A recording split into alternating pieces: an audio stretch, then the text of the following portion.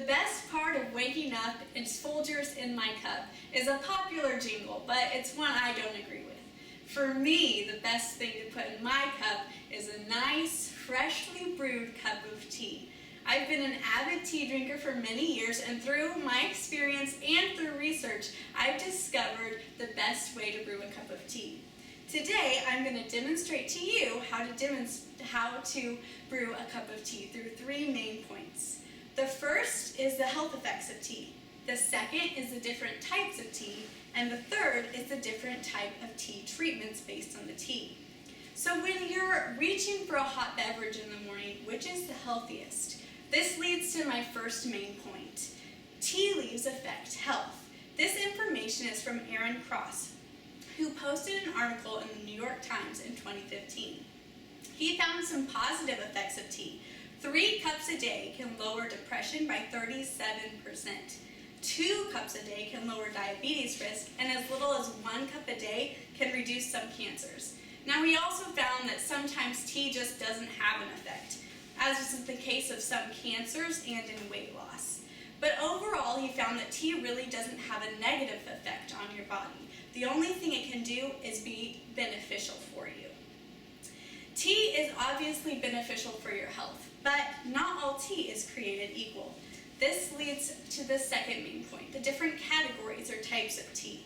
This information is from Jeremy Stoll from his article in 2015, How to Adjust Brewing Methods for Different Types of Tea.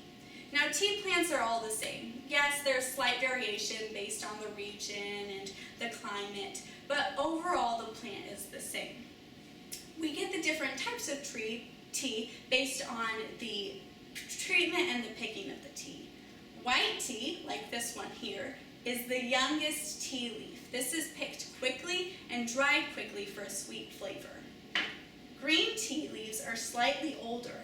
They're heated and rolled for slight oxidation. Oolong tea leaves are often from bruised and torn tea leaves, and they, similar to the green tea, have a slight oxidation period. Black tea is rolled tightly like this one here in a heart shape for a long oxidation period.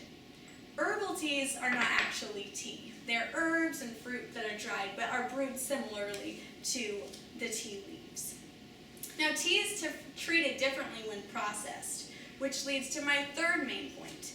We should be treating our tea differently when we're brewing it. The first important thing to think about is the temperature. All these teas should be treated based on the temperature. Here I have a water heater that keeps the temperature constant for my brewing, whatever tea I want. You can use a pot or a kettle and heat up water on the stove as long as you have a thermometer to make sure the heat is accurate. The lower temperature teas are going to be your white and your green teas. These teas should be heated at 175 to 185 degrees. The oolong and the black are higher temperature teas, and they should be treated at 195 to 208. The second important thing is time. Shorter time period teas are, again, your white and your green. These are around 2 minutes.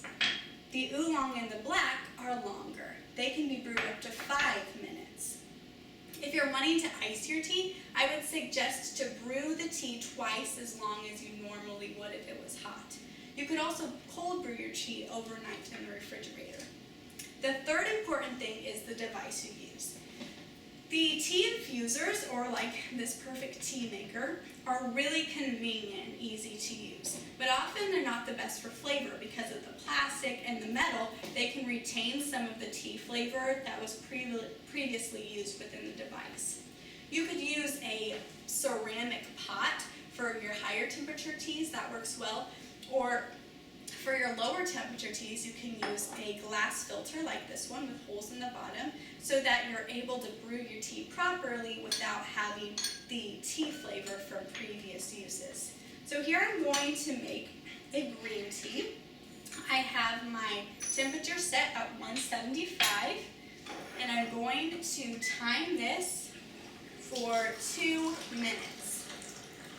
Once it's complete, all I have to do is lift the filter out and enjoy a nice cup of tea. So, in conclusion, I'd like to go over my 3 main points for you. I gave you the health effects of tea, the different types of tea used, and the treatments of tea based on time, temperature, and device. So tomorrow morning, when you wake up and are eager to reach for your cup of Folgers, I challenge you to brew a freshly brewed cup of tea instead. Thank you. Yay.